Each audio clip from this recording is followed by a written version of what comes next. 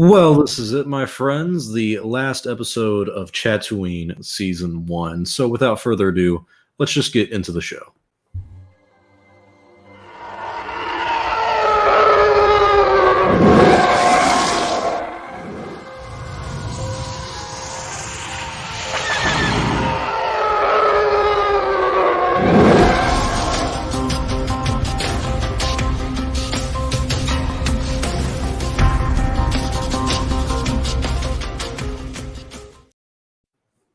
And welcome back, everyone. I'm your host, StarWarsOnly, joined with Darth Daddy Lunga and the Goldman. And this is Chatooine. We talk about the news, topics in the fandom, and simply chat and about Star Wars.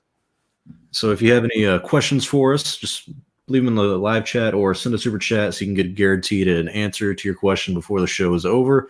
And since this is our last episode of our first season, I thought it would be kind of cool to just loosely talk about a few of the topics this past week, but mostly just kind of chat freeform with you, the audience. So if you have any questions for us that you've been dying to ask us, leave them in the live chat. We'll try to get to as many as we can. But yeah, happy New Year. What is this, the second day of 2021? I'm feeling better than I did in 2020 already. How about you guys? It's a little 2020 felt like it went so fast, but it was such a awful year for most people, and I don't know. I have a feeling that like at some point, like 2021 will just be even worse somehow, and then at the end of the year, they'll show memes of Thanos saying, like 2020, maybe I treated you too harshly after experiencing 2021.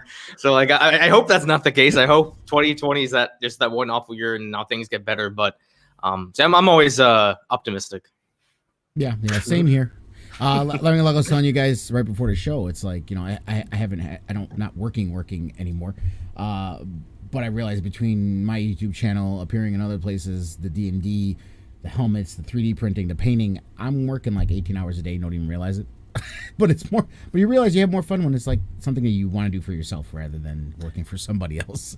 Yeah, you don't think of it as a job when you actually enjoy doing what you're doing. That's one of the reasons I've always loved running the YouTube channel and doing this show is it's actually fun. It's not like It's not like clocking in the work where you're like, all right, like for me, my job is like 10-hour shifts. So I get there at like 1 a.m. and I'm like, all right, I got till 11:50. So 10 more hours to go. It's kind of daunting at times, but this is always fun. Plus it's Star Wars, man. I mean, so at least for me saying I get to talk about Star Wars for a living, it's hasn't come to fruition yet. I haven't made that much money, but it will be nice if I make it there one day. But I think 2020 was a decent year for, I think, content in terms of Star Wars. Bad year for the entire world, but Star Wars wise, I thought it was a pretty good year. I made a video. I make a video actually every year called I think I started in 2017. It's like 2017 for Star Wars fans, 2018 for Star Wars fans, and like reflecting on it, I think 2020 was probably the best year we've had for Star Wars since maybe 2015. I don't remember everything that came out that year other than like The Force Awakens, but this was a great year. Yeah. I would say, Well, I would say 27. Well, if you take out December of 2017, I think 2017 was the last time I'd say the Star Wars fandom was in a really good place. You know, because, you know, the speculation for The Last Jedi, you know, almost everyone was hell excited. Rebels was going on, and that was towards the end of Rebels. People were getting excited.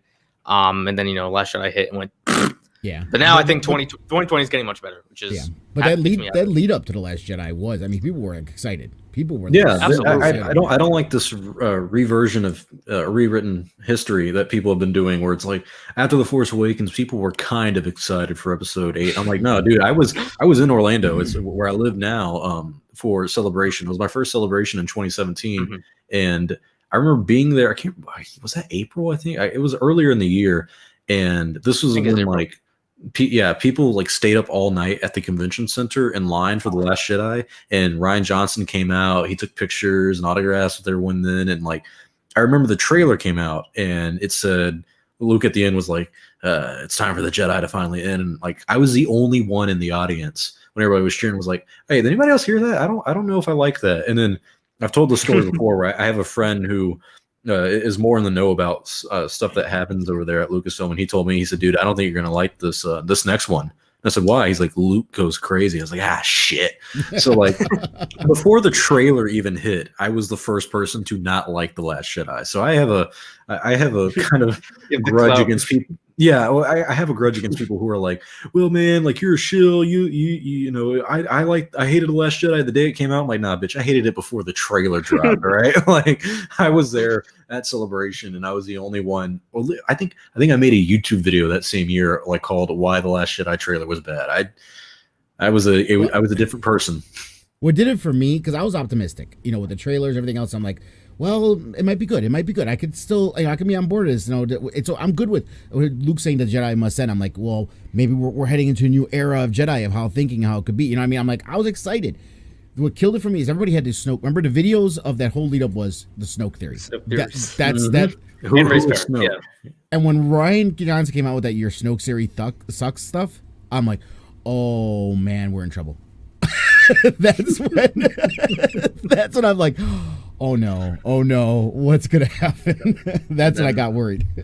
I think 2018 is probably the worst year for Star Wars. And 100%. I don't think 2018 was worse than a year where we just got nothing, because we got Solo that bombed.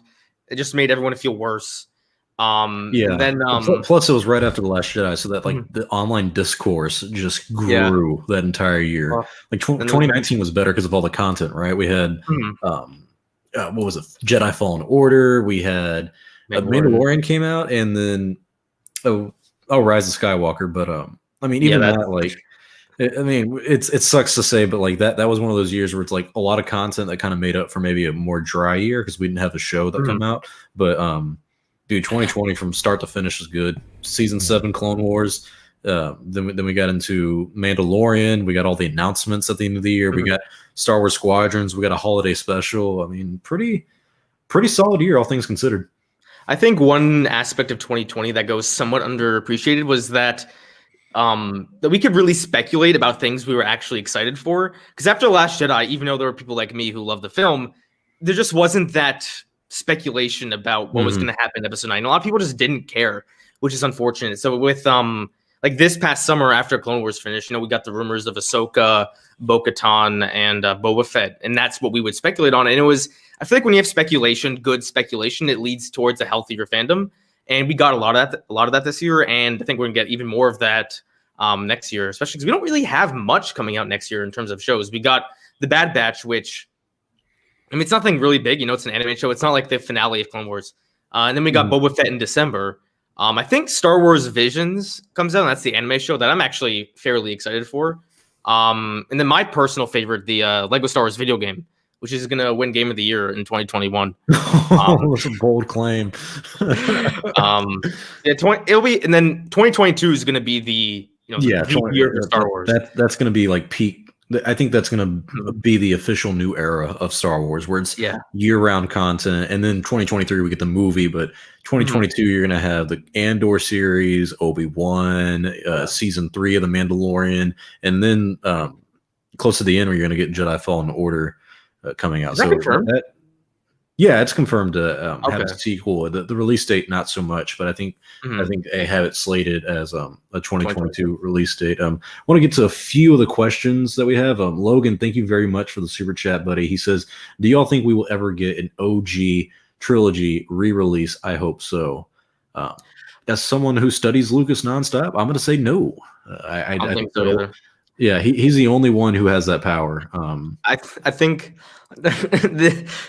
I say this and then it'll end up not being true, but I think McClunkey might be the last special edition change we get for the foreseeable future. Yeah, for the original trilogy, that is. For the original about the prequels. Ooh, there's not much to change.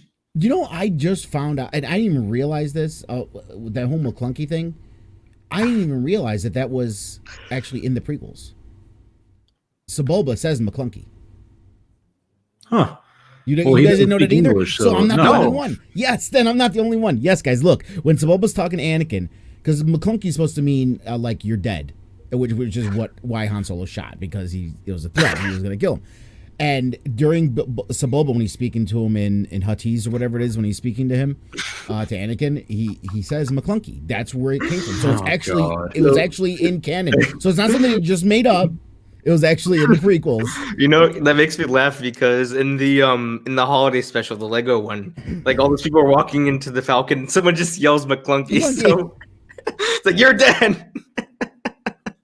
There's a little exchange about McClunkey in the galleries too. I just imagine George writing that in like 1975 or something. He's like he like drops a script for something. He's like, "Oh, McClunkey! Oh, that's a good idea for a line." Oh man, maybe it just sounds better in Lucas' voice, right? Yeah, everything sounds better. I think they need to bring Lucas to not direct, but to act as a character.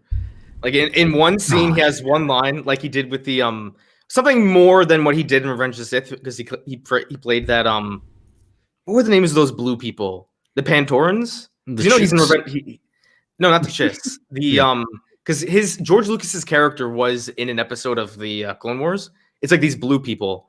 Yeah, he's like a politician or something like that. Yeah, with the daughter and all that. George Lucas is a politician. So yeah, that'd be funny though. If like it's like the video, I think you like this on Twitter. There's someone's just doing an interview in the street, and George Lucas happens to walk. I love that. He's featured in like some. I don't know. It's really grown in popularity on YouTube like the past few months. But yeah, I remember seeing that video years ago. Always, I have like a lot of random memes saved in my phone, and that was one of them. And I put it up on Twitter, and it just blew up out of nowhere because the big joke, of course, is George having that same like dad plaid T-shirt where it says, I mean, the man is $4 billion rich at minimum, and he's walking around with shirts that I can get at Goodwill for a nickel. The same shirt, the jeans, and the white sneakers every time. Mm-hmm. Yeah. That's how he stays rich. He doesn't buy any new clothes. I saw this thing on Twitter. I should have saved it. But someone was doing a random documentary. I don't know when it was, but someone was doing a random documentary, and it's this guy walking down the street and a cameraman in front of him, walking backwards as he's walking and he's talking. And I'm not kidding you. George Lucas literally walks up behind him, looks at the camera, and then turns around and walks. Yeah, that's the one we're talking about. Yeah, is that the same one? Yeah, okay. Yeah. George probably expected that they were going to ask him something. He's like, oh wait, they're not talking about me. Let me get out of here. Right. I think he was happy they didn't. I think he got out of the car, walked. He saw a camera. He's like, oh god, not this shit again. And then like this, Sullivan kept walking. He's like, I'm just gonna go inside. Yeah. And I'm pretty confident that's in Chicago too. I got into. I have old timey friends. I have a friend back in Texas I used to work with who's like in his 60s, and me and him got into a like debate and kind of argument because when I came back from Star Wars Celebration in 2019, it was in Chicago, and one of the drivers who was driving me and my friend around, he told us, he was like, "Hey man, I noticed you guys are in town for that Star Wars convention. You know George Lucas lives around the area, right?" I was like, "Here in Chicago?" He's like, "Yeah, man. His new wife, Melody Hobson, she's a big banker, and Chicago's a big city for that. And so he lives there with her, and he was like, yeah, man, I see that motherfucker getting coffee some weekends. I was like, no shit. I would walk up and be like, hey, George. And so I told my old timey friend this, and he was like, George doesn't live in Chicago. And he still thinks that he lives in like San Francisco. Well, I'm pretty sure he, just like many people, he has seasonal homes. He's probably got a house in every state, honestly. Yeah, like he's in Chicago for most of the time, then he's in San Francisco for a while, and then he goes back and forth. Now I live in Chicago, but I'm not in the city a lot, so I've never had a chance to possibly run into this man. But I was very angry that because the museum was supposed to be here. It was supposed to be. Where is it now? In LA? It's going to be in LA because Chicago didn't want to drop the ball. They didn't want to put out the money. And they dropped the ball, and I'm like, "Are you kidding me? The Star Wars Museum here? Do you understand what that would have done? Not just for my life. It's not a Star Wars museum. It's a George Lucas. Yeah. It's a Lucas Arts museum of like narrative and stuff. But it's going to be a lot of film. It's going to be a lot of painting. It's going to be a lot of Star Wars stuff, of course. But if it comes out this year, like if it opens up, I'll go down there. I told my girlfriend the day I was like, hey, if we take a trip this year, I would love to go there. I am going to go to that museum dressed as Kylo Ren and see what happens. Oh, I'll go dressed as George Lucas if you go as Kylo Ren, and then we can get Lunga to show up as his cameo from season 2 of Mandalorian Stormtrooper. It'll be great. I'll just dress up in my Mandalorian helmet, and then now instead of saying you're pretty short for a Stormtrooper, we said you're pretty short for a Mandalorian. That's a good one. Yeah, how tall is Pedro Pascal? Is he too short? Is he too tall? I don't know. I know I am. I'm short. That's all I don't know about Pedro Pascal. Lucas's museum looks like a spaceship, kind of. It looks very weird. It's pretty trippy looking. I like it. That'd be fun to go to. I think it's right outside USC, which would be interesting. There'd be symbolic. Yeah, because that's where he went. Yeah, but to answer your question, Logan, I honestly think that if we do get an OG trilogy re-release, it will only be shown at Lucas's museum, and it's $200 entry per show. Oh, I'd pay in a fucking heartbeat. But I only if George Lucas is the usher. Like I want him to come up to me and take my money so I can look at him in the eye and be like, "This is the last time, motherfucker. This is the last time you take this money from me to watch these movies, all right?" And he's gonna be like, that's what you think. George Lucas is standing there at the ticket stand. He's like, "Here's your ticket for Star Wars. Thank you for coming." But he is such a meme. I love him. He's really turned into a meme. If I could have hired someone like 30 years ago to just follow George Lucas around with the camera and like videotape and picture him, not like in his private life, but just kind of him going about and doing things, because the amount of memes we would have had today, because I mean he has that dad look to him. Anything he does is just typical. Oh, that's just old George. Yeah.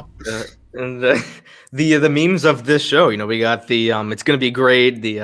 I've gone a little too far in a few places. We've talked about this before, but I love the videos of him ranting about the signatures that he gives. What are they called? I don't know. What are the names of the people who they hunt for signatures? I don't know. The paparazzi guys, the guys who are autograph hounds, is what he calls them. Yeah, autograph hounds. Like in a life. Yeah, that's one thing I loved learning about Lucas when I made the this last documentary about him was that like reading books from one of the guys who was a Star Wars fan special, he basically dealt with the PR aspect and fan relations. That's what it was called. And he said, one time I sent George 10 Marvel comics and was like, "Hey, can you autograph this for a charity?" And I got him back like a week later with a note saying, "Don't you ever make me sign something again. I don't give a fuck if it's for charity." Lucas doesn't like autographs. Yeah, that's typical him. Big shout out to our boy Max, Movie Madness Entertainment. He says, "I haven't watched the show in a while. StarWarsOnly does The Mandalorian get close to your love of the OG trilogy?" It's right there for me, man. Neck and neck. I think this is easily the best Star Wars we've gotten since the original trilogy, and I think season 2 kind of proved that. I understand people being fans of the prequels and the sequels. I don't think you can make an argument that either of those are better in terms of storytelling than what we've gotten with the Mandalorian so far. So, I mean, I was talking about it today, thinking about Din Djarin, and I was like, he's become one of my favorite characters ever. I started to realize that. I'm like, he's so stupid in the sense that he just kind of shows up and he's like, "We're at the Seeing Stone. Are you seeing anything?" Or the whole, I love that. That was good. That was funny. No, that's what I love about it. He's kind of like us. He's like a dumbass, just following his life in the galaxy. He's like, "Does this look Jedi to you?" I love I love when he's talking to Grogu when he's by himself. I remember one of my favorite lines in season 1 where he's like, "You excited, you little womp rat? We're gonna go sit on this planet for a while," and then they leave. I love their banter, and really makes you wonder how much of a role will Grogu play in the 3rd season, if any. I feel like you can't. He's too big to not have him play a part. And I have no clue how they're going to do it. It's going to be interesting seeing season 3 going forward from here. Maybe it'll be there's going to be a time jump, actually, to be honest. I'd be down for a time jump. I think there has to be at this point. I think we need at least a year. I mean, I don't want to see it pick up right where we left off. I would really like to. More than that. I don't know, a few years from now. Maybe 5 years. Yeah.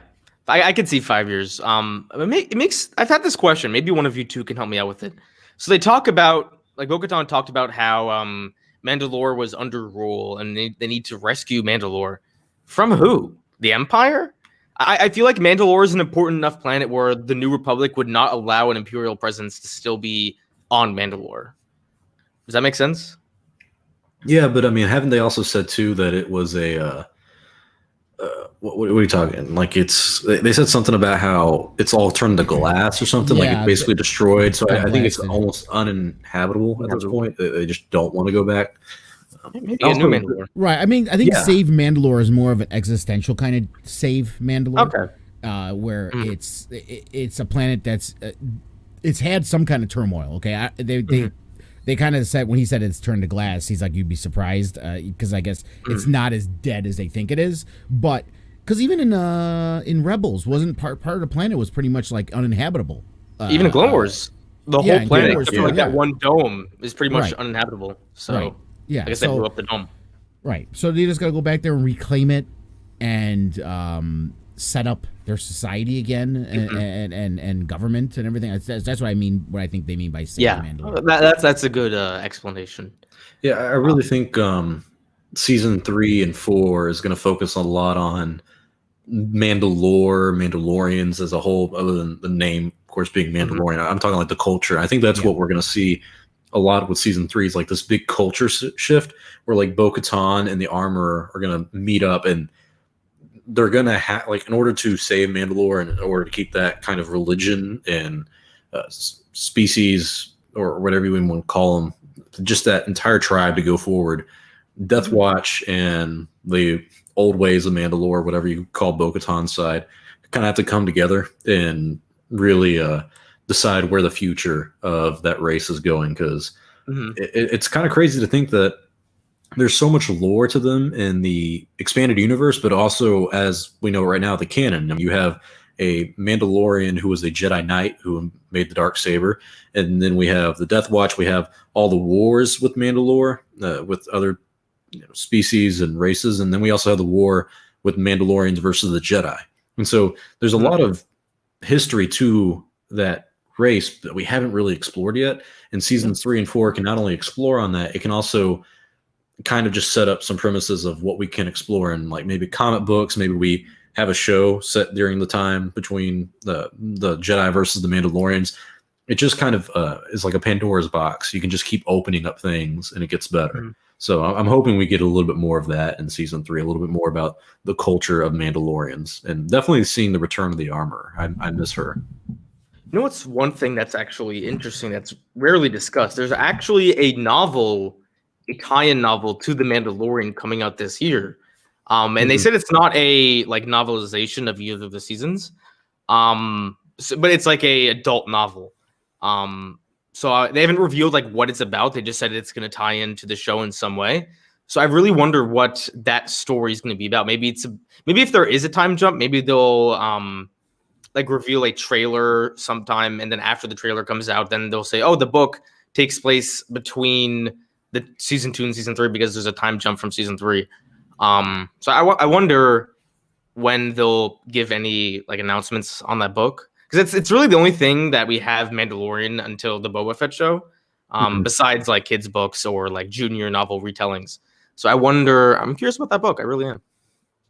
I don't remember when it comes out, but I do remember hearing a lot about it, and I think they delayed it a little bit because of COVID or some other reasons. But speaking of The Mandalorian, Victor has a good question on this. Did you guys actually see about the gallery? Did you watch it all? Yes. Yes. I watched it right before we did the show, and it was really good. I have to say, I'm surprised they only did one episode, but I think the reason they did that is because of COVID, honestly, because normally you would do, like, they filmed the documentary, a lot of it during the making of it. But if you guys remember season 1, they filmed all the stuff like the interviews where they had the round table. I know they filmed that after they had already done all the production for season 1. So I imagine that what happened was because of the lockdowns this summer, they just didn't have everyone meet up again for the round table. So that's why we got just a 1-hour episode. Not sure if I'm accurate on that or not, but I missed the multiple episodes of it. I do too. You know, one thing I love the documentary. All right, one thing I loved about the documentary, but that was a little unfortunate, they didn't address Luke at all. Like because they covered it episode by episode, and then when they talked about the last episode, they talked about the fight, they talked about the Dark Troopers and how they did that, but they completely skipped over Luke. It makes sense because they probably wanted to keep the Luke thing as private as possible. But I was like, damn, I would have loved to hear like the actors' thoughts on Luke coming back. Peyton Reed's thoughts on the whole thing. Maybe we'll get something like that in the future, but I would. Well, in like some, I feel like there's at some point there's going to be a, you know how recently there was that really long book about the prequels that just came out, it's like the Star Wars archives. Yeah, I really hope they do something like that for. They probably won't do that for the sequels because of all the behind the scenes drama. But for the Mandalorian, I really hope they would do something like that, and I would buy that thing in a heartbeat. Yeah, me too. I think they will. The only problem with those books is that since they're like nostalgic timepieces, so people have already asked the guy who is the author of that. I can't remember his name. We could actually probably get him on one day for an interview. He's very. Yeah, I think my girlfriend bought me for Christmas. Easily one of my favorite Christmas gifts ever was the like comprehensive book, not like the $200 one that they came out with originally, but like it's like the updated version where normal people can read it because it's not like normal people can read it. Yeah. You're talking about this one. Yeah, see, he's got the big motherfucker. Oh, the archive. Yeah, that is a It is a monstrous. That's like when I remember. That's when I was like a kid and I was in a library at the school and they had those old books from like the 60s and like resource books and stuff. That's what it reminds me of. Yeah, I have. It is beautiful. I have literally the same thing he has. It's just in a smaller version. The abridged version. Yeah. Yeah. But a lot of great information on those. But I think if they make one for the sequel trilogy, because people have asked the guy to do it, he's like, dude, that's not happening for like at least 15 years. It's going to be, I feel like it's going to be filtered. I feel like Disney's not going to, because I think the productions of Force Awakens and Last Jedi were pretty good for the most part. But, The Rise of Skywalker was apparently a production disaster. So I doubt we'll get a lot of the information on that. I've heard. I'd love to get it. I've heard some stuff like it's weird to say in vague senses. I don't know exactly what happened, but I know someone who does know what happened behind the scenes of Rise of Skywalker, and he was like, "Dude, none of these so-called scoopers have gotten anything right." He's like, "If you knew the actual drama, it wouldn't." He's like, "It wouldn't blow your mind, but it would annoy the hell out of you and make you just like pull your hair out." And I'm like, that sounds about right on some of the behind the scenes stuff that would go on for that. But funny tidbit about that too. You guys know the author of some of the making of the Star Wars books, J.W. Rinsler. Mm-hmm. He was going to make a making of The Force Awakens, and then they canned it because he's been kind of vocally critical of Lucasfilm since Disney bought it. He says he doesn't like the way they've done the license, but he said that Lucasfilm and Disney did not want a making of book for The Force Awakens and any of the sequel films after that because they were so scared of like how bad it would look in the production sense. Not in the terms of like we would look at it and say, oh, they did this shot instead of that shot, they're awful. But in the sense that if anything just went wrong, like a small thing that they were like, oh, hey, we need a delay or we need to have reshoots for a few scenes. Disney and Lucasfilm had this idea that like if that had been mentioned in the book, because it's very honest, it's not like trying to gloss it or anything like that. They were scared that if the book would ever mention anything remotely like that, it would set a bad look for Lucasfilm as a production company and Disney. So they just canned the whole thing in general. So I think it's kind of crazy to look at like how the original trilogy and the prequel trilogy were documented, and those documentaries were like the Attack of the Clones and the Phantom Menace one for sure. Like there's a lot of awkward moments and things that you can just tell that do not go well behind the scenes. And then you get to the sequel trilogy, and it is so happy. Everyone and their mother is just happy. Not with the Last Jedi one entire. The Last Jedi documentary I think is really good. One where because Mark Hamill openly expresses his disagreements about Luke, and there's some. I think the Last Jedi documentary is very good, and there's like scenes of Rian Johnson questioning some of his decisions, and all of that. But the Force Awakens and Rise of Skywalker ones are not that good. They make everything seem like it's the most beautiful thing ever. Especially the Force Awakens one is god awful. Like all they talk about is how people were nostalgic about the movie. The Rise of Skywalker one was a little better, but it wasn't the best. They did talk about the troubles of bringing Carrie back or Leia back, and some of the like ideas behind the decisions they made that most people didn't like. But it wasn't the best. But I think the Last Jedi one, the director and the Jedi, was a fantastic documentary. Yeah, I remember that part of it, and I want a lot from. I like documentaries in general, but mainly when it comes to filmmaking ones, and specifically when it comes to ones about Star Wars. So those all did really, really well for me. Mexican. Mexi Anakin, is that how you say it? Skywalker. Mexicanakin. Mexicanican, dude, that is a beautiful name. He says, "You guys think it's possible to have George come back to direct something at some point down the road?" Personally, it's possible. Yes, he would. If he wanted to do it, he could do it. So he has that option. I just don't think he will. Never. And I will be beyond shocked if he ever comes back to full on take director's role over anything, even if it's like one episode of the like Mandalorian. I still don't think he'll do that. I think he's done. He'll go to the set like once or twice a year and just move on with his life. Like I genuinely think he doesn't really care anymore. Yeah, my documentary about Lucas, I kind of came to that conclusion at the end where it was like, we Star Wars fans have not moved on from George Lucas, but I think he's moved on from Star Wars entirely. I think if he really wanted to return, he knows who to call. I mean, Kathleen Kennedy would not turn him down. It really depends on. I think a big thing depends on who is going to be in charge of the Disney side of it. Like, I think Bob Iger would. It's weird. I feel like Bob Iger might be the one to be like, I don't know if that's a good idea, but I think like if it was Bob Chapek, if he had the ultimate decision, I think he would kind of look at it and be like, well, I mean, he made it, so yeah, why not? Very interesting. I think way it will play out. I feel like there's not really. I feel like there's a high risk, low reward situation for George Lucas himself if he wanted to come back, because he's in a place right now where he's deified by the fandom. Like, I remember if like 10 years ago, people were like, George Lucas ruined Star Wars. He doesn't even understand his own franchise after the prequels. But now people are like, oh, we need George Lucas back. So like in terms of just like public perception, George Lucas is like kind of in the best place he's been since the original trilogy. So if he comes back, like if the movie or story is good, then I guess it makes his legacy a little better. But if he comes back and he makes a movie and it sucks, then it kind of just tarnishes everything that like all the good graces that has happened to George Lucas since then, if that makes sense.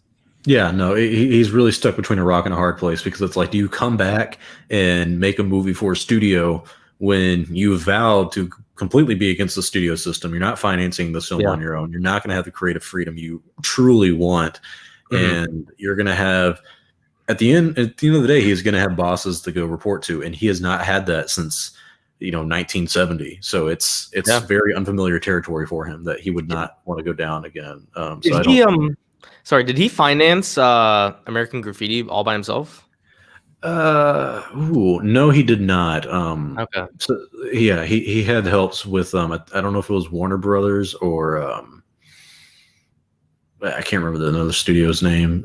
But yeah, he didn't finance that one by himself. Someone made a point in one of my comments for the documentary where he was like, you got this part wrong. He financed The Empire Strikes by himself. A lot of people think that he financed the entire original trilogy by himself. He didn't, because he didn't have enough money to do it still. So he got loans from the bank, and that's what really helped to make the original trilogy. Like in The Empire Strikes Back, right before they were about to wrap production, the bank actually was going to pull the loan because they had a new guy there, and the Lucasfilm president, a guy named Charles Weber, the first Lucasfilm president, he cut a deal with him last second, because he was like, hey, you promised us a loan of $150 million, and you gave us till this time to put it out. This is Star Wars, so you're going to get your money back.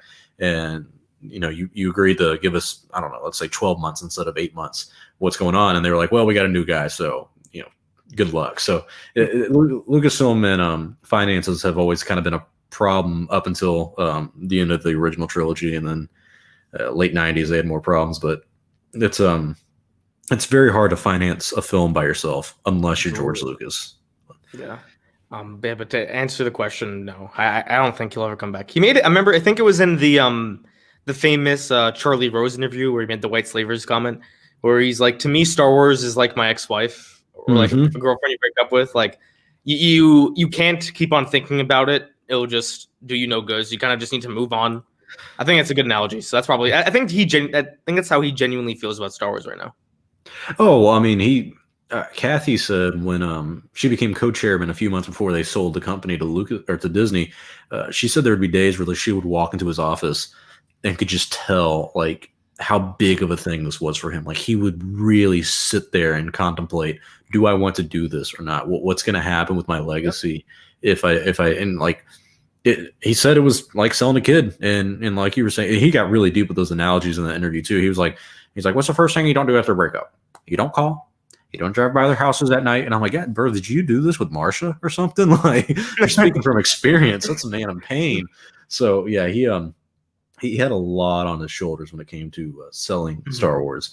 And speaking of Lucas, thank you very much for the super chat, Gamer Max. He says, this might be a hot take. I'm not part of the Lucas cult. Why would anybody under the age of 40, which is me and Goldman, want the original cut of those OT? Those are dated and unwatchable, I think is what he's trying to say. I 110% disagree with you, and for this reason only. If you watch those films on VHS, or if you watch the versions they put out on DVD that people are like, oh, well, those all are the unaltered versions. They're not the true unaltered versions, and we can get into the nitty gritty about that, but it's very boring. The original versions on VHS, yeah, they do look bad, and some of them are unwatchable, but that's because of the quality. If you do a true remaster of it where you dupe the negative and you restore it in actual film, then it's going to look great, and it's going to be the stuff. That's one of the reasons that I get kind of frustrated with this, is that it's the original version of Star Wars that we all fell in love with back in the 70s and 80s.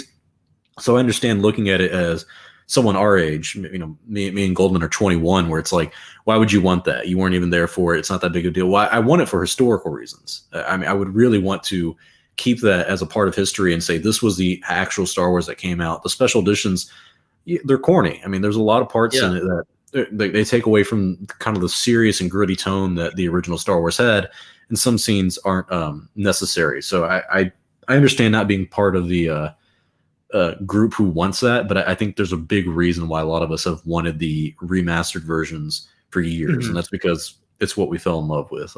Goldman, I don't know if I've ever actually heard your thoughts on the remastered Star Wars films. I'm very fortunate. So I remember back in the day, this was before Force Awakens came out. There's been a bunch of projects about people trying to remaster the films themselves.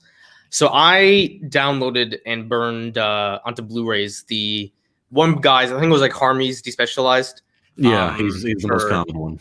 Yeah, for each of the 3 original trilogy movies. So I kind of have my own despecialized, so not in 4K, but I can watch them in 1080p on a Blu-ray. Although they don't play on Xbox, which sucks. So I need to whip out my actual Blu-ray player that's collecting dust right now if I want to watch them. But I'm someone who doesn't really care. I understand it. I would love to see it because I just someone who understands and respects kind of history in a sense. Not saying you don't respect history if you don't want it, but again, I'm someone who was born in the late 90s. I would love to see what that story was like back in 1977, 1980, 1983. And I don't know, it's just and there are a bunch of special edition changes that are kind of lame. So it's kind of hard to explain. It's like looking at an original piece of, it's like the Snyder Cut kind of thing. The Snyder Cut is the original version of the movie before it got canned, and they made the new one. So fans are like, oh, I want the original Snyder version. Now that's a much different comparison to what we're talking about here, but just the notion of having the original thing, the story that people saw the first time. I just would love to see it. I don't think it's ever going to happen though. I feel like when Lucas sold the company, that was one thing, these special edition changes are mine. You can't ever release the original trilogy cuts. These ones are canon. I think. Yeah, I never got any information on it if there was a clause about that, but I do know that they in the contract basically it says that the decision to re-release them is all up to Lucas. I mean, he is still the guy behind the scenes on that one, which is crazy. You know what I think would actually might happen if, say, one day Lucasfilm's like, okay, we're re-releasing the original cuts of the original trilogy, which you guys have been asking for 20 years. I could see certain people be like, oh, this is another example of Disney backstabbing George Lucas. They're going against his wishes by releasing the original cuts. I could see that happen. And then oh God. It wouldn't surprise me. And you know what's funny? I think for me as an OT purist, at least when it comes to the films, I can't really say that anymore because of Mandalorian. I think it would be really funny if Disney came out with a special editions of the prequels. and hear all the prequel fans be like, "You're not honoring the original creator's work. You're not." And I literally that would be hilarious. Yeah, I would turn the mirror and I'd be like, "You guys said this for years about the originals." And you can make the argument that like, well, George created but he didn't create Empire Strikes Back. He didn't create Return of the Jedi. He was just the producer and story writer on both of those, which is a big role. Don't get me wrong, but he didn't direct those. So if Irvin Kershner and Richard Marquand didn't give their seal of approval on changing their movies, and why'd he do it? And so that would bring hell on earth. That's a good point. I don't think we'll ever see. I don't know. I wouldn't mind seeing not special edition changes, but like much better remasters of the prequels, because some of the CGI just still doesn't look good. Revenge of the Sith, in my opinion, still looks good overall, but like if you watch the Battle of Naboo in Phantom Menace, like some of the shots look pretty piss poor.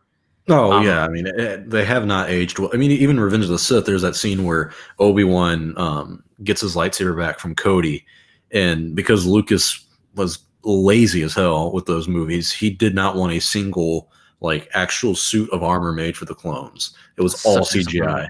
Yeah, like it was just like why would you do that to you? Like I understand it's easier. Well, actually, I don't know which would be easier. I feel like it'd be easier just to get the armor on the guy and shoot it like that. Yeah. But he's so big on technology. He's so big on technology. He's like, now let's just CGI it and let's do it in post. That's how he is. But yeah, those shots don't look good to me. I think those shots have aged really, really bad. The best one is the fruit in Attack of the Clones. She oh my god! I forgot all about that scene. That might be the worst CGI. That's terrible. My friend back in Texas, he loves to meme Lucas as well, and just like the prequels, and so he sent me like a message. He's like, whenever you go on a date with your girl, like go to the fields. He's like, frolic in the fields, get on top of a rhino, fall off, and then like fake that you passed out or something like that. Like, the love in that was pure CGI perfection. Salty Pineapple says that he has the original editions. They came from 2006, and see that's a common thing. People say, those are like a weird version of the original trilogy. They are technically unaltered. The problem is they are copied from a Laserdisc version that came out in like the 1990s. So if you watch the 2006 original trilogy movies, they're very. It's like Star Wars already looked grainy. Imagine adding another layer of grain to it. It's very ugly, and that's why. So it's like you didn't really get a remastered version. You just got a copy to a DVD, which. It's better than nothing, honestly, but it's still not what fans were happy with. People are very particular about their unaltered versions. Speaking of old things, do we know where Lunga went? Oh fuck! God damn! I needed to bring that up, but that's a good segue into it. Yeah, he texted me. He said a breaker went out on his house. So he said I had a breaker go out and it's not turning back on. Time to visit a hardware store, and so. I do not think we're getting him back for the rest of the podcast, which is fine. Lunga had a rough go at it. It's all right. He survived season 1 of Chatooine. He'll be back for season 2. Oh, well, poor Lunga. Well. At least he lives in Chicago, right next to our buddy boy Lucas, so he can go visit him anytime he would need to. Red Raven, yeah, thank you very much. Yeah, Lunga gave us a shout out on Twitter. Appreciate it. Good. See, let's go to the chat and see if there's anything else we can talk about. Oh, the 4-hour cut of Revenge of the Sith. I'd love that. I don't know if I would or wouldn't. Apparently, an hour of it is just them rescuing Chancellor Palpatine from. You know what? Fuck it. Yeah, I would. It's 4 hours of Star Wars. Who am I to say no? Even if it sucks, like I would just. I wouldn't expect a 4-hour Star Wars movie to be good, because there's just a lot, especially the prequels where there's like a lot of dialogue and stuff. But I would love to see it, because the novelization of Revenge of the Sith is really long. There's a lot of scenes that are cut. Like the whole Battle of Coruscant is like a whole third of the book, which is it a third of the movie? Maybe it's a little less. I don't remember, but definitely not a third of the movie. It's pretty much wrapped up within 20 minutes, I think. I don't think we'll ever get any extended editions. That's just kind of not Star Wars things. They've never done that. And then there's the whole question of canon, which is, that's a big thing they've preached. And, with The Mandalorian, they're putting a lot of focus on that now with tying with the books and the other animated shows. So if you were to bring out like an extended cut, you kind of would have to say, oh, this is not canon, or is it? Like, what are the scenes that are not? Are the scenes that are in the extended edition but not the original version, are those canon? I feel like they could put something that says like this is not canon, but I don't think we'll ever see them, as much as I would love to. I think it's been too long for them to even consider it. I know I've seen footage of like deleted scenes. Now it's weird. They have deleted scenes that come with the DVD, but then there's also like deleted scenes that never really saw the light of day.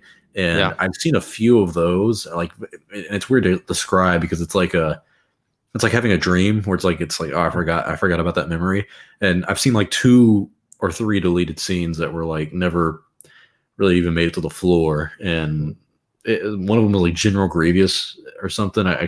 Grievous. I can't remember what he was doing, but he was part of it. So there's stuff out there that could be added to it, but I don't think they've truly filmed enough to make 4 hours. I mean, that's just they might. That's a long time. But with the Empire Strikes Back, I know there's a deleted scene. It's right before the famous scene where Luke and Leia kiss. It's literally Luke and Leia flirting. Yeah, I think it might be on Disney Plus. Like, you cannot add that to any extended edition of the movie. It's bad enough that they kiss it as it is, but them flirting, that did not age well. I'm glad that was cut. Actually, I do have a question for you. I put this out on Twitter, and I'm actually going to make a video about this because I like this idea. What do you think of the idea of if they had made the sequel trilogy and it did episode 7 comes out in 2017, episode 8 2018, episode 9 2019, and then from like 2012 to probably summer of 2017 is when they would have everything completely wrapped up. I'm talking every film has been made. The scripts, exactly like Lord of the Rings. It comes out every year, either in May or December. Do you think that would have been a good route to go for the sequel trilogy? In terms of continuity, absolutely. If you were to do that, you cannot have different directors, though. Like, you can't have J.J. Ryan and then Colin Trevorrow or J.J. again. You need to have the same person working on all 3. Yeah. I think it would be interesting, but then it would does Lucasfilm? I don't think Lucasfilm would want the movies to come out back to back for 3 years. I think they want that time gap. I think that's just my guess. It would definitely lead to a more cohesive story. We would have nothing similar to what we have now. The Force Awakens would be the same. The Last Jedi, I think, would be somewhat the same, somewhat different, and The Rise of Skywalker would just simply not exist. We get something completely different. But it's another, it's just like another revisionist history. Like, what if this happened? I would love to see it. That'd be interesting. I still believe that if J.J. Abrams did the whole trilogy, it wouldn't be that good. I like The Force Awakens. The Rise of Skywalker, for me, is a movie I thoroughly enjoy that I don't think is that good. I just don't think he has a creative bone in his body in terms of original ideas. So that's a good point. I disagree on the idea that it would have to be all one director. I don't think. Yeah, I think it would have been. I mean, because like for me, it's like looking at The Mandalorian, where I think it's really excelled because of that collaboration of having a lot of different directors with style. And so I think if you had 3 directors, and let's just go off what we originally had, J.J. Abrams, Rian Johnson, Colin Trevorrow, I think with all 3 of those guys in collaboration and, the way it's set up is it's like, all right, we're going to film this as the story kind of progresses. So JJ, you're going to be on, production for about a year, filming it, and the other 2 guys are still actively involved. They're watching dailies, they're understanding everything, but maybe it's quite literally like The Mandalorian, where you have one guy like Jon Favreau who has the whole story. He's one of the executive producers, and then the directors are like, yeah, we'll put our own spin on it and everything, but we all agree in terms of story, and we all have our own little blocks to film. And I think financially it wouldn't have been the worst thing in the world. I think one of the reasons Rise of Skywalker did not do better than The Last Jedi in the box office, which by history's sake, normally the 3rd film in every Star Wars trilogy does better than the 2nd, but worse than the 1st. And so this one was the first time to actually not do it and beat The Last Jedi, the 2nd in the trilogy. So I think it would have helped because we would have had a shorter time to hype things up and like speculate. But I think like after The Last Jedi, you said it earlier, a lot of people weren't excited for episode 9 for whatever reason, whether it was disappointment with The Last Jedi, whether it was the story kind of feeling like it concluded. But I think a year gap would have just made that excitement a little bit higher. Because even looking at the Lord of the Rings, the first 3 that came out, like the first one, and I had the box office numbers, the Fellowship of the Ring that came out, and I think in like 2002, made close to $900 million in the box office. The second one, the Two Towers, made $950 million in the box office, and then the third one made $1.1 billion in the box office. And it pretty close. It was a year back to back, and our boy Lunga is back. Hey, I don't know what the hell happened. The breaker popped. I went to go turn it back on again, and it wasn't turning on. I'm like, what the hell? And it's like doing nothing. And I was messing with it. I took off the whole panel, everything, was trying to take it out. And then when I was playing with the power completely off, I shut off the main breaker. It was working. I'm like, what the hell? So I plugged everything back in again, and now it's on. I don't know. Everything's working, I guess. It's back. I don't know. Well, good to have you back. Yeah, I want to hear your thoughts on this too, Lunga. We were talking about filming. If we'd done the sequel trilogy, I like this idea of doing it like Lord of the Rings, where between 2012 and 2017, they just work on it and do nothing but pre-production, get all the films made. And then in 2017, 2018, 2019, you get episode 7, 8, and 9 a year apart. I think it would have done well box office wise looking at Lord of the Rings. And I also think it would have done what me and Goldman both agree that would have done well in terms of continuity of having the story just set in stone. What do you think on that? Do you think we should have had the same director? Yeah, I think that would have been better. Now, when I heard how quickly they were going to be making the movies when Disney got it, I thought, oh, okay, well, maybe this is just the Disney machine, right? They work at a rate where they are ready to go. It never occurred to me that it's like going to be like, oh, we have no story, we're just going with something. But no, it would have made sense. Take a good 5 years of development, maybe create some animated shows or some little things, tidbits here and there, callbacks. Some Mandalorian. Yeah, Mandalorian. You know what I mean? And then take your time with, and I think that would actually built it up too. Like if we started getting Mandalorian and other shows first. Imagine if we started getting to Mandalorian before there was any sequels. Imagine the hype we would have for these movies. It would have changed something like everything. The Mandalorian first. Yeah, that'd be interesting. Do you think if they were to do that approach, do you think they should have one director for all 3, or do you think they could experiment with different directors? Oh no, I've always said do one director. I would agree with you. One vision. And if you're not going to have one director, then you need a guy like Feige with an iron grip that has complete control of the storyboard. Like, for example, if Favreau was in charge, let's say, okay, and he was showrunner for the movies, like Feige kind of figure with Star Wars, then you could have 3 different directors, because you know what? Favreau's going to tell them, listen, this is the outline, this is the plot, this is what you're doing, and if you don't, you're out, just like Feige's done with other people. It's like, listen, you either follow the Feige plan or you're out. It's one or the other, But yeah.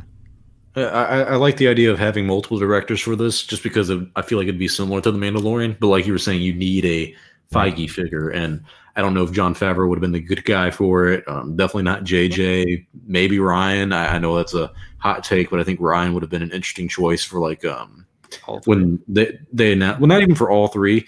I think he would have been an interesting choice for episode 9, like the last 2. I think after The Last Jedi, he should have. For me, it was like, as someone who does not like The Last Jedi, I was like, all right, well, you shit the bed, so now you got to go lay in it. All right, tell me what you can make of it. And I think his take on episode 9 would have been a lot more interesting. I mean, I think JJ's would have been okay even. Yeah, JJ's might have been okay, not maybe the greatest ever, but they would have been okay if he did all 3, if it just went with his vision. You know what I mean? Maybe. I think that, say, hypothetically, JJ was always planned to do episode 9. Ryan would do 8. JJ did 7 and 9. I think if they never had to fire Colin Trevorrow, that episode 9 would be a lot more consistent with some things that might have happened in episode 8. Because there are some things in The Force Awakens that Rian Johnson asked that JJ change for some continuity. And I feel like if JJ wanted to tell this story of Palpatine or anything like that Rian Johnson would have not made big changes, but a few things that would help with the continuity of the stories. Because I don't remember where I heard this, but I believe it. That how at the end of The Last Jedi, Rey and Poe have their first meeting. I heard that that was not in Rian Johnson's original script, but Colin Trevorrow asked him to include that because he had the romance between Rey and Poe in Duel of the Fates. Yeah. So I believe that there could have been a little more continuity between 8 and 9 if JJ was planned to do the whole thing. You don't think Rey and Poe romance would have just been a shit show? Considering we had Finn and Rey, Kylo and Rey, and now what? She just getting around. That's not what I'm arguing. I'm arguing that, or I'm saying that if JJ, because they hired JJ Abrams in like September or October of 2017. It was literally 2 years on the dot before the film came out. It was so you can't really make any changes to The Last Jedi. But say they hired JJ to do Episode 9 sometime in 2016, and they're doing reshoots for The Last Jedi in 2017. And then JJ's like, hey, can you include Palpatine laughing over here? Maybe not that specific example, but something that would help with the continuity. I think if JJ was there from the start to do 9, I think Episode 9 would have gone over much better. Well, so much changed when you got rid of Colin Trevorrow. I mean, the whole reason they didn't have Coruscant in the other films was because of him, his version of Episode 9. So it's a really great alternate reality and timeline of like what would have happened if these had been planned out a little bit better, if they had each just delayed each film by 1 year to allow more production issues to be kind of smooth out. So it's an unfortunate thing, but it's also kind of like, hey, it happened, and there's nothing we can do about it now. Logan sent a super chat again. Thank you very much, buddy. He says Revenge of the Sith is overrated. What do you think? Yes, I agree. If Goldman gets the hot take in first, what about you, Lunga? What do you think? Revenge of the Sith is overrated. No, I don't think so. And for one reason, you could say it's just fan service and it's just the OG trilogy lover in me. But I don't know about you, but if you love the original series and you know that Obi-Wan and Darth Vader had this thing, and if you read source material after the original trilogy like I did, where they talked about how they had this battle on the lava planet and this and that, I always wanted to see that fight. Just for that Anakin, it's like Endgame, right? That last 30 minutes of the movie was like what made the movie. It was just because of that. I always wanted to see that Anakin Obi-Wan fight, how it happened. And Ewan McGregor acted his ass off in that scene, dude. Come on, man. I mean, he acted his ass off in that whole battle, which is still, I think, isn't it the longest lightsaber battle in all of Star Wars? Still, longest sword fight in film history. Yeah. So yeah, I don't think it's overrated. No. I want to explain my take. I feel like nowadays, and Revenge of the Sith is a movie I love. Like I love watching it. I enjoy it every time I watch it. But I do, like, there's people out there. Again, people are entitled to their opinions, of course. But I find it baffling that there are people that think Revenge of the Sith is like a genuinely well-written movie. Like, there's some elements of it I think are really good, but I don't know. Like, I think a lot of people, they look at memes and it makes them happy, so they enjoy the film more. But the reason these memes exist are because, not all of them, but it's because so many aspects of the prequels are so stupid. Like, if you watch the fight between Palpatine and the 4 Jedi and then Mace Windu, like, that's fun to watch because, I am the Senate, not yet, and all, like, it's treason and all these memes. But I feel like if that's any other action movie and someone just jumps out of the chair, does the twirl, and kills 3 Jedi instantly, no problem like that, I think it's just a poorly choreographed fight scene, and it's poorly done. And I feel like there's a bunch of examples like that. Goldman, I think you're missing the important part. You didn't read the book. In the book, he does a Sith scream. So therefore, it's not bad filmmaking. It's just you not being a true Star Wars. All right, first of all, George Lucas is a masterpiece of the prequels. All right, he wrote this thing called the Ring Theory. I'm kidding. Oh God, fucking awful theory. Yeah, I'm with you. I actually do think Revenge of the Sith is overrated. It's not a. Here's what I said. It's not a bad movie. It's just a bad film, and it wasn't even filmed on film. So it can be called film, which isn't fair because we can say it to most modern day movies. But it's very corny. It's one thing I like about it is that it actually does feel like a blockbuster movie. When you watch it, you're like, oh, it's fun. It is a fun movie, and I really like that aspect of it. And it does have a lot of drama to it. But boy, is the writing and the directing of it just is subpar compared to what we got. But with this one, I mean, we've gotten to this point, and it's the truth. We have to quantify when we say, is it overrated? What are we talking about? Are we thinking, is it overrated as a Star Wars movie, or is it overrated as a movie? Because the entire prequels are badly produced movies. It's overrated in the Star Wars fandom as a Star Wars movie. It is not overrated as a movie, because I feel like as a movie, most people look at that and go, right, that is actually really fun. It's a good movie. It's fun. I like it. But no one goes, that is Citizen Kane level. That is better than the original trilogy. Right. It is only diehard prequel fans who are like, this is better than the originals. This is better than any other Star Wars movie. And I hate being a prick, but when you tell me that, I just no longer value your opinion. I'm like, this is like, if I start getting comments of people being like, well, you know, the original trilogy is kind of boring. I'm like, okay, yeah, this is where we've gotten. And so I'm not a hater of Revenge of the Sith. It's one of my top 5 Star Wars movies. But it's also because for me, there's like maybe 3 Star Wars movies I actually love and think are great films. But to me, it's just for me, it is the emotional impact that movie carries. That's what it is. You see the emotional impact, you see the pain and the suffering, and you see his downfall. And it's a downfall everyone knows is going to happen, right? We know he's going to become Darth Vader, right? And to watch it happening. I could I ignore some of the horrible dialogue that happens? Yeah, but I mean, let's be fair. The dialogue in it was better than it was in Attack of the Clones. I mean, it was just, that's how I rank it. And the original trilogy, come on, some of the dialogue in there is kind of janky too. Let's be honest. It's not like it's got the best dialogue. It's written by Lucas. I expect that dialogue. So that's why I look at it that way. As far as a Star Wars movie, I still think just the emotional weight and impact that movie carries, and seeing how Anakin falls, and as much as I think Hayden Christensen is not a good actor, that was his best acting was out of of the 2 movies he was in. Oh yeah, that scene where him and Padme look across each other. I mean, that's one of the best scenes in Star Wars history. I mean, no doubt. It's a very beautiful thing. I do want to address this super chat. And I actually really like this comment because it's something I've pondered over. Who does prequels better, Star Wars or Middle Earth? And he's of course talking about the Star Wars prequels, Phantom Menace, Attack of the Clones, Revenge of the Sith, and the Hobbit trilogy, Unexpected Journey, Desolation of Smaug, and what was the last one? Battle of the Five Armies. I actually, this is relevant to me. I just watched the Hobbit trilogy this past week or so. So I feel like it's a tough comparison because for one, the Hobbit story was made before the Lord of the Rings story was. And The Hobbit isn't really a prequel to The Lord of the Rings like the prequel trilogy is to the original trilogy. Because The Hobbit kind of tells its own story. Yeah, you see Gollum get the whole point of Hobbit was to set up the ring and how Bilbo got I know, but that's not legit that's not a prequel.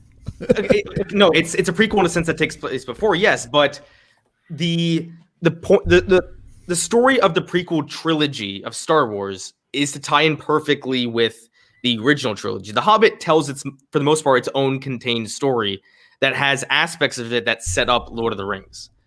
I would agree with you. Are you talking about the movies or the book? If we were talking just about the book, Goldman, you're absolutely right. However, the movie, the trilogy of the Hobbit books, that's fair. Yeah, those intentionally set up that's One Ring, and it was way too stretched. They did not need 3 movies. Maybe 2 if you want to stretch it. 270 pages. Yeah, it's a short book, and the original director Guillermo del Toro, he was actually going to do a 2-movie thing. Like he was going to do the first movie was basically up until the point of I can't remember. I think like they get to what's the guy's name? The shapeshifter guy. They get to his house. And then like they start the second movie basically. And it was very true to the book. Peter Jackson came in and he was always involved, but they brought him in as a director. And then they were like, all right, well, we're not delaying these at all, by the way. You have the exact same amount of time frame that you had at the beginning. So yeah, it changed things up. And he's admitted in the appendices for the trilogy, he's like, I had no idea what I was doing the entire time. So those were very circumstantial things on how those movies were played out. When it comes to which is better, it's like, to me, comparing bad food to bad food. Like, which one do you really want to down faster? And I think I'd go with the Star Wars prequels. I will say the Star Wars prequels are better for one reason, and I'm a huge Lord of the Rings fan, guy. I'm a fan. I wrote a fantasy novel, and Lord of the Rings Tolkien is like my inspiration for writing. The way StarWarsOnly is with Lucas, with inspiring him, in film and everything. That's how Tolkien is for me as a writer. But I would say the Star Wars prequels are better than The Hobbit, only because the prequels is a story we all knew about and we wanted to see play out. The Hobbit, like Goldman says, is kind of a self-contained story. Yeah, it talks about the ring and how it gets to the movies, but it's a self-contained story. It's Bilbo's story, about what happened with Bilbo that doesn't, other than the ring and how he got it, doesn't have any direct impact on what happens in Lord of the Rings. The war of the five armies and the dwarven stuff, it's completely irrelevant to Lord of the Rings. So we didn't need it. Just put it that way. We didn't need it. Definitely didn't need it. I think I might have to concede and agree with both of you that I would lean towards the prequels of the Star Wars films instead of the Hobbit. And for me, it's the way I break it down to which films do I enjoy more. How many films out of the Hobbit's trilogy that I actually really like? I like the first one. I really like the first one. Like I can watch that and be like, yeah, it's fun. I like the Shire. I like all that stuff. I'm an adventure kind of person. I like the fantasy aspect of it.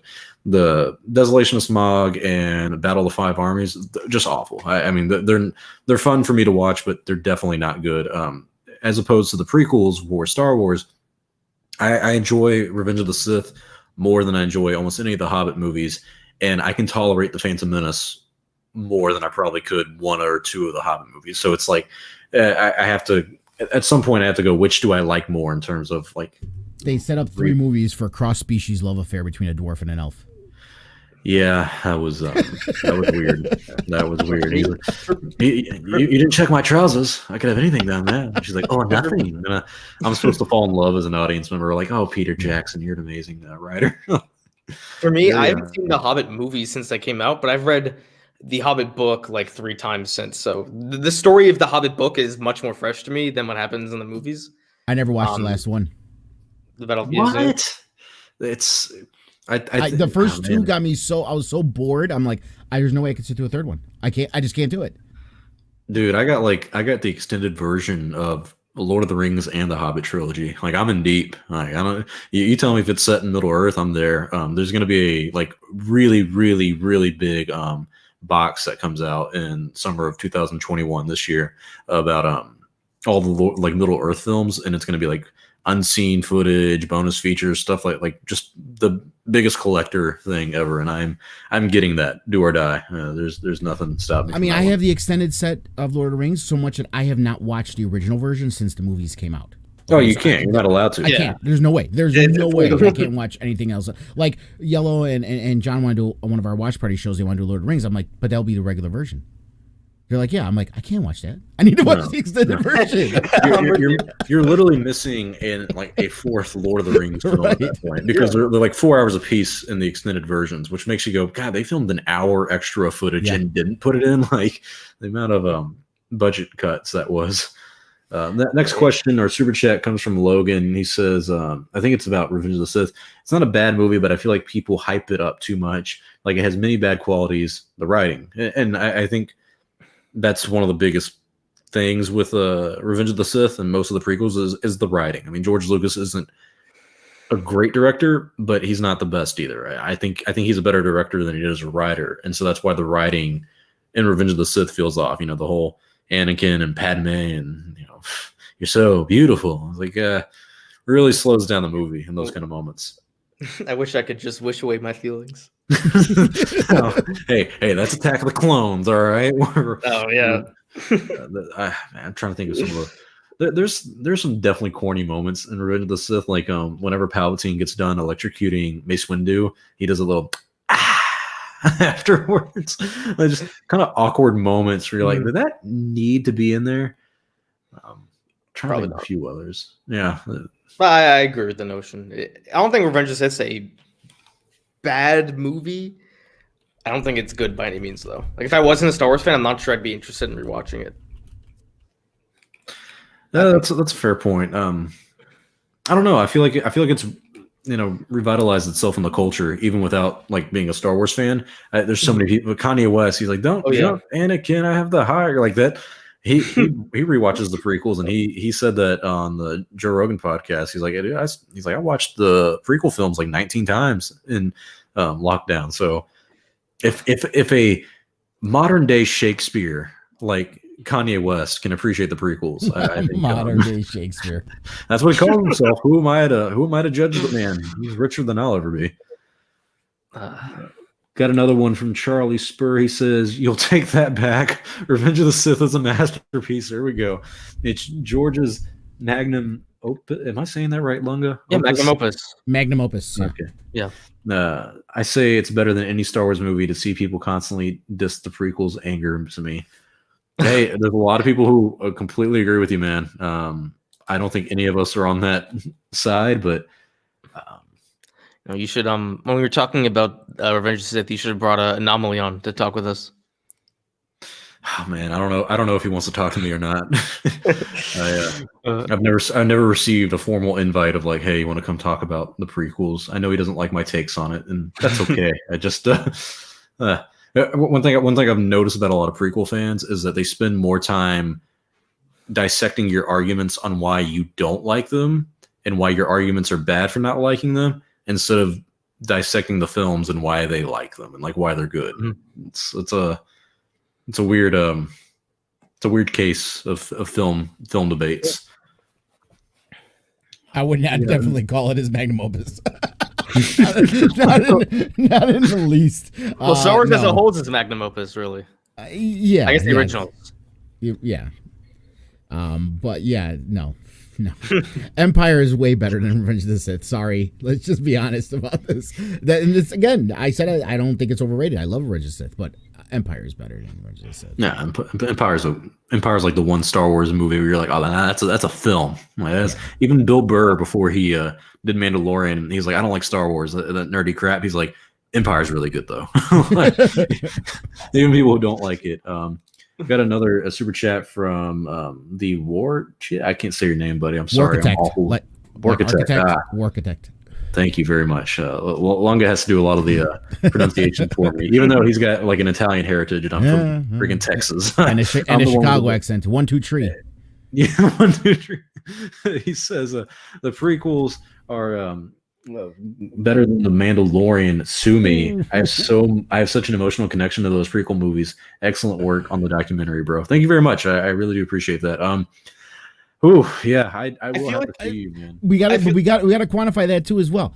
You just Architect, you just explained why. You said I have such an emotional connection. That is not because it doesn't mean it's because it's better. It's because you're emotionally more connected to it than the Mandalorian. Yeah. And that's why you like it so much. Mm-hmm. It doesn't mean it's objectively better than the Mandalorian.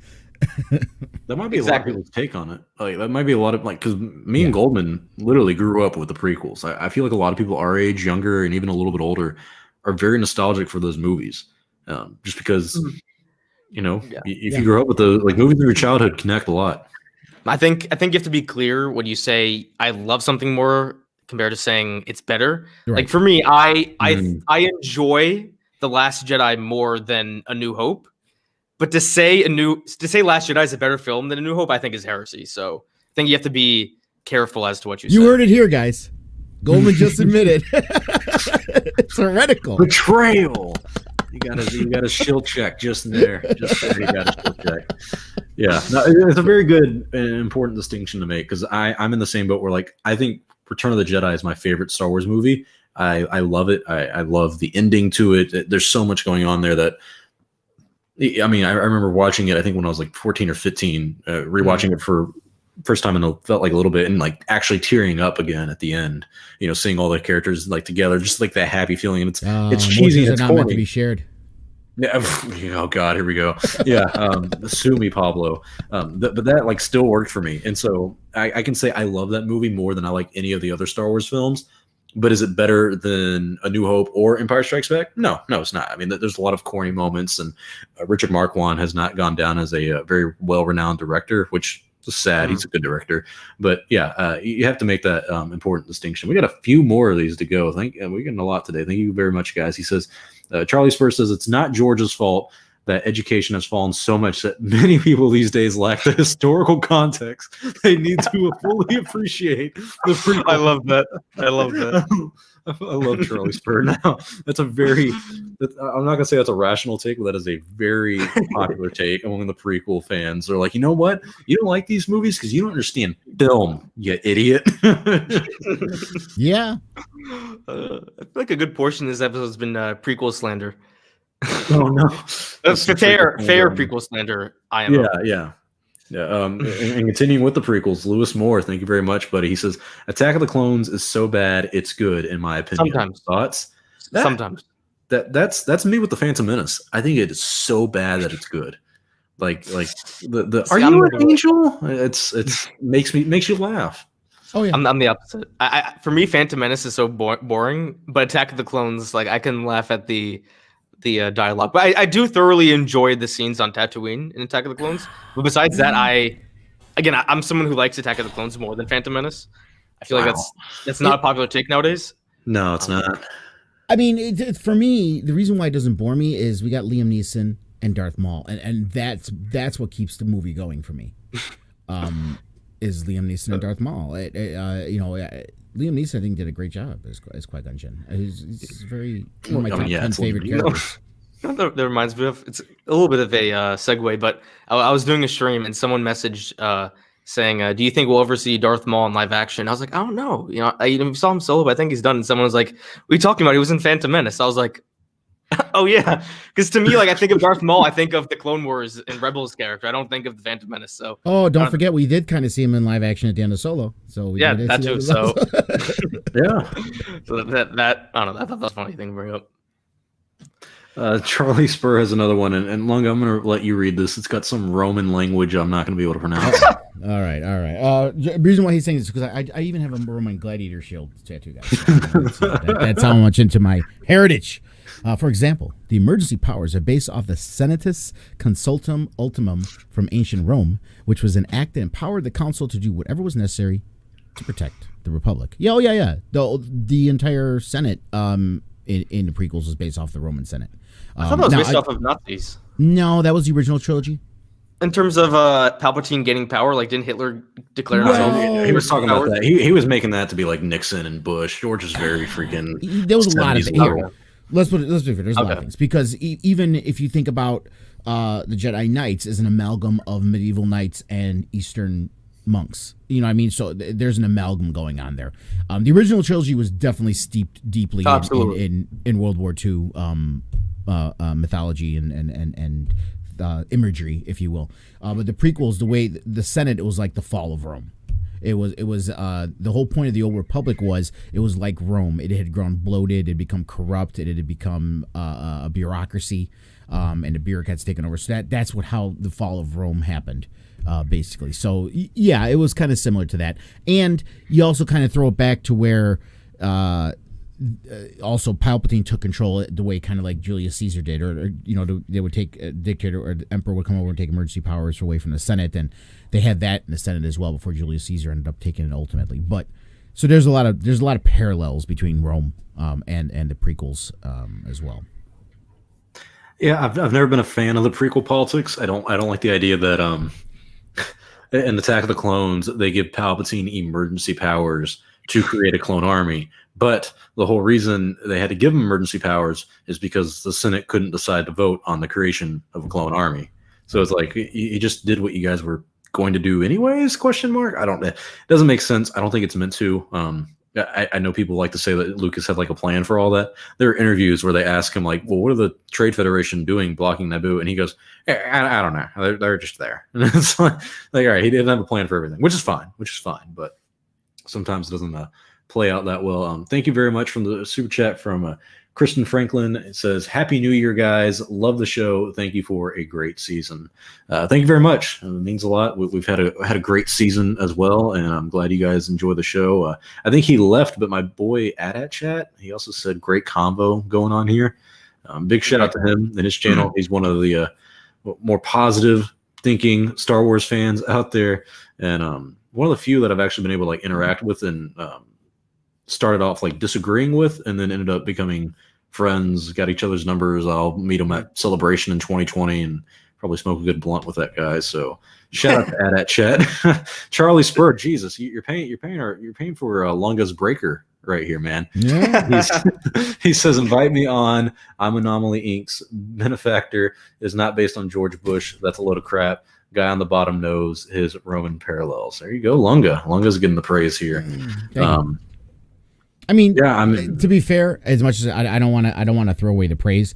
I mean, I believe you can find an interview. George did use some what was going on at the whole line of Anakin. If you're not with me, you're my enemy. Was George Bush's line. Yeah. When after 9/11, so there was some parallels. He drew from some real world stuff going on as well too. But yeah, the entire feel of it was mostly supposed to be like Roman Senate.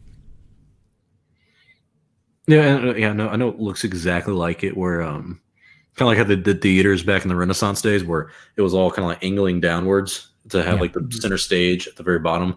That's exactly what the Senate looks like. So, if I ever make it to Anomaly Inc.'s stream, you can join me by all means. I've done it before. Yeah, how'd you do, Goldman? I remember watching, I think, a good 20 or 30 minutes of it. That was a fun stream. Although he got rid of it, and he said he was going to post it on a second channel, but I don't see it there. So I don't know. I wouldn't mind rewatching it myself. Am I a bad person if I say I have absolutely no idea who Anomaly Inc. is? No. Oh, he's just he's not like a Star Wars specific YouTube channel. He's just a guy who he does modern day YouTube stuff. He talks about Game of Thrones. I watched his takes on like season 8 a little bit, and he's a big prequel advocate. And so like my introduction to him was I think when I was like 17 or 16, I made this really bad video on like why people don't like the Star Wars prequels, and he made like I think like a 2-part video series like shitting on me for it, and then a bunch of other people who don't like the prequels. So that's how I was introduced to the guy, and he did the same thing to Goldman's day. He's like what do they call? Remember that thing, Goldman? EFAP, every frame a pause. He does that on his channel, basically like 10-hour streams, and he did like a 15-hour one on a. He did. I think he did like 5 8-hour streams reacting to my Mary Sue video. So that's how I got introduced to him. Yeah. Spending that much time on my video. Yeah, I don't piss off anyone enough anymore for people to make videos on me anymore.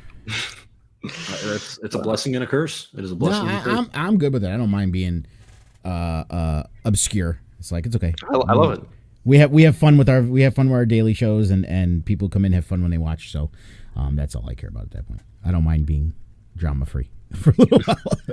It makes your hair not thin out. I promise you that. I've been when I had beefs on the internet, my hair was thinning, and now that I've gone 2020 with no beef, I was okay. Wait, didn't I have? No, I didn't. That was 2019. I was like, didn't Jeremy hate on me at the beginning of the year? That was 2019. That was a long time ago. Yeah, Star Wars Only far, far away. This might be the last super chat that we have for the night. We start wrapping things up. Gamerman, thank you very much, my friend. He says, final question. I have people tell me Michael Bay should have directed the sequels because, like Lucas, he's a visual guy, not a story guy. I don't even think he's a. Can we consider him a director? No, he's not a visual guy. He's an effects guy and a bombs guy. He likes explosions. It's not the same thing. He would have said, Killer Base. He's like, I want 5 planets to explode, and they're like, all right, we'll do it. He's like, no, I want explosions, and then when Star Killer Base explodes, I actually want to film a planet exploding. Like we're gonna go blow up Pluto and put that in there. He's not a good director. I would not have wanted him to do the. Imagine if he did Rise of Skywalker when Palpatine's shooting lightning into the sky. No, all the IFBs would have blew up in space. Well, you would have had loads of X-wings, like drifting in space, and you have people doing some crazy karate moves and flying around. It just wouldn't have worked. Listen, that man destroyed turtles. Okay. Are you saying that you don't want Megan Fox to show up and do her little? No, I mean, unless she's just a Twi'lek girl in the background. No, I don't want her. It'd be like the first Transformers movie where she's like being overly sexual on top of a motorcycle, like just cleaning it. She did that. She does that like on a land speeder or something like that, just cleaning it or something. Michael Bay is like, all right, we need more sex in Star Wars. We need more sex. Yeah. She's a Jedi. Maybe Megan Fox should have played Rey and would wear like the sluttiest outfit ever. Like she's training. Yeah, I don't think she's aged Michael Bay well. away from Star Wars. Michael Bay should not make anything. Yes, thank you. No. I mean, unless he wants to make his own original story that has nothing to do with any legacy stories or IPs. He does not need to touch anything. Just keep him with. About a guy. You talk about he screwed Transformers and the Turtles. Come on, guys, that's enough. No more. Yeah, those Transformers movies were. I remember growing off of those because those were a big deal for me in my childhood. And then I think I remember seeing the one with like the dinosaurs in it. And I watched it with a friend from high school, and I remember sitting in the theater going, bro, it is the same shit every movie. We go further back in time with like Transformers we've never seen before, but are now relevant today. And it just keeps going further back and further back. Like, just get to the point, and it never happened. So now the new Netflix ones, if you want to watch some Transformers stuff, the new Netflix series is that they've had. The first one was War for Cybertron, which came out 6 or 7 months ago, and the next installment, Earthrise, just launched the other day. They're actually really good. I might have to give it a shot. I have not. And there's a lot of callbacks to the original 85 movie. See, I don't even. I've never seen any of the original stuff. I only saw the movies by Michael Bay. So come on, man. There's Stan Bush music in that movie, guy. That is one of my favorite. Like, when we're talking about emotional connections, like when we're talking about the prequels, Star Wars, their Transformers, the movie from 1985, the animated movie. Oh my god, that is like the best movie ever made. In my opinion. That's me with the live action Teenage Mutant Ninja Turtles from like the 90s. That's the one that I'm like I hold a special. You need to know what a crumpet is before you know what cricket. the Casey with the like hockey mask from that time, and what a trilogy of movies. This all right. Now this might be the last super chat we get. Kylie says, "Can you talk more about your Mando cameos?" Yeah, I was surprised they didn't have any pictures or footage of us behind the scenes in the Disney gallery, the Mandalorian season 2. They might have cut it, man. They did give me my mask, right? They gave me my prop mask.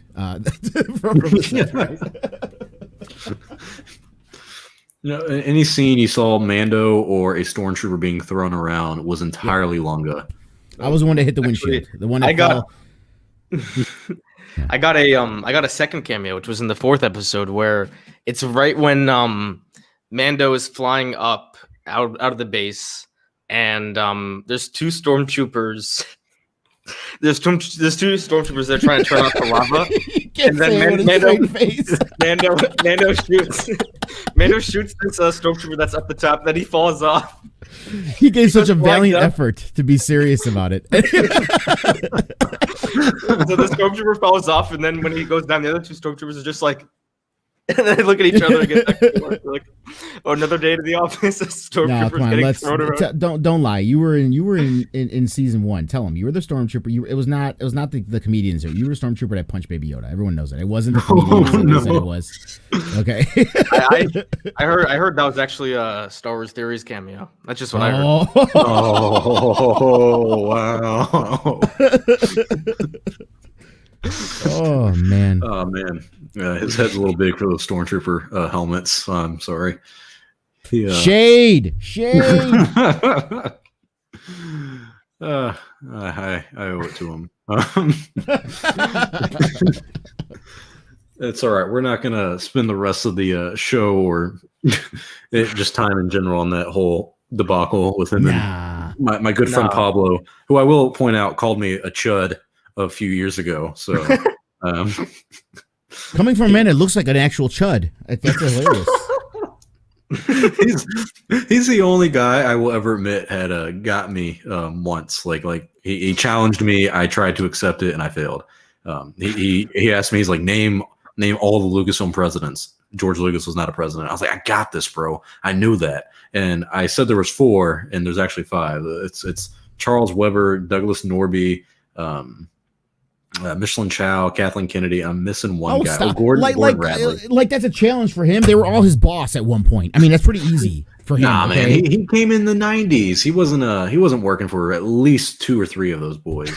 Sure, I guess. Well, 2000. I thought he came in 2000. Isn't that when he started with? If it's 2000, Michelin Chow was the Lucasfilm president. I think from 2001 to 2011, or 2000 to 2011. Okay, so there was one picture on the wall when he got there.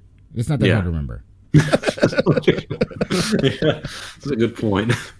Well, all right, guys. I think that's kind of it for the stream and any of the questions that we have. This was a really good one. Thank you guys for tuning in. This was our season 1. We've now wrapped up our season 1 for Chatooine. I think this has been a pretty great experience. It's one of my favorite parts of being on YouTube, these kind of conversations we have.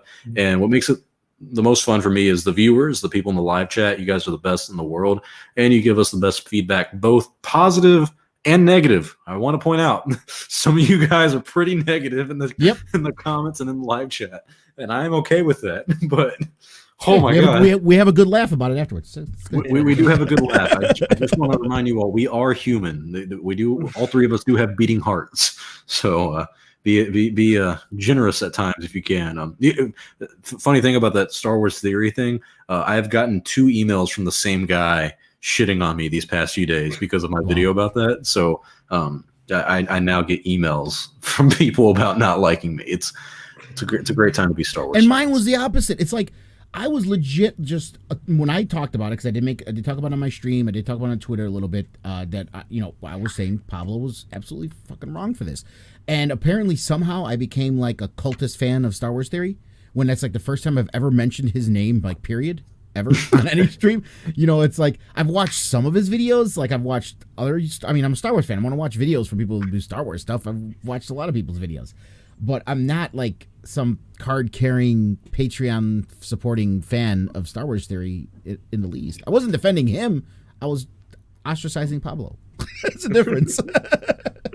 You're either with us or you're against us, Lunga. That's the mentality we all have. Yeah.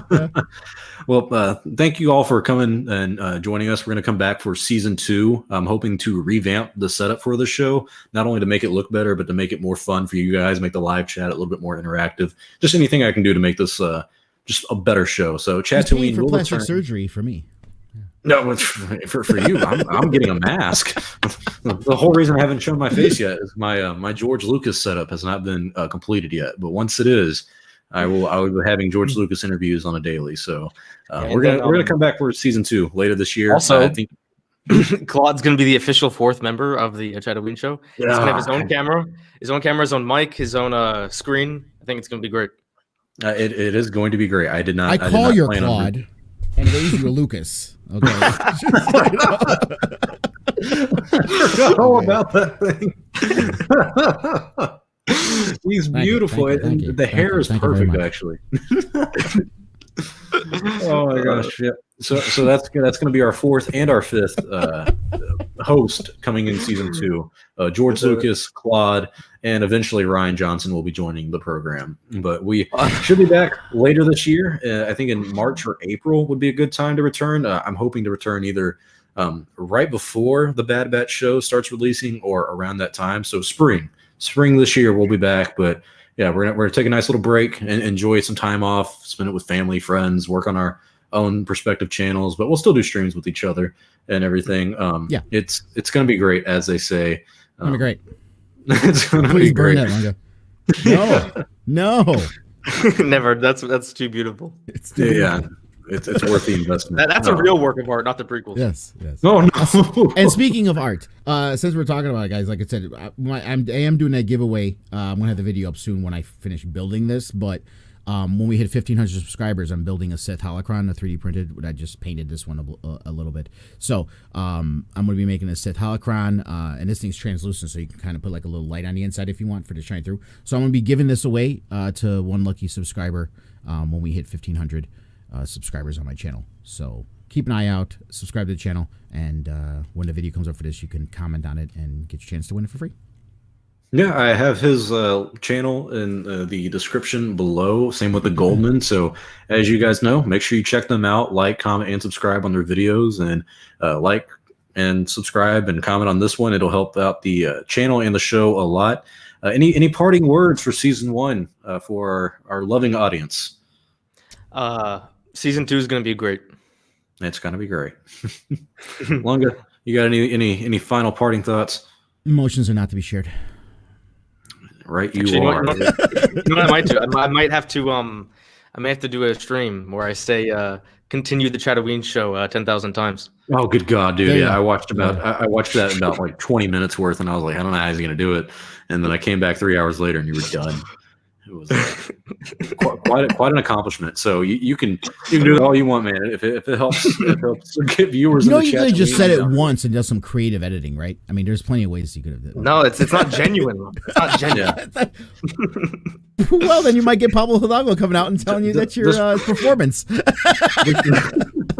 This boy is committed. He's exactly like Bo-Katan, where it's like I can't just take the Darksaber. I have to actually play. He won Rey's story. It will continue solely because of that stream. It's a principle, all in principle. But can't wait to see you guys here on Chatooine again. Thank you all so much for a great season 1. We'll be back later this year for season 2. Make sure you like, comment, and subscribe because it does help out the show. Going to see you all next time, and may the Force be with you always.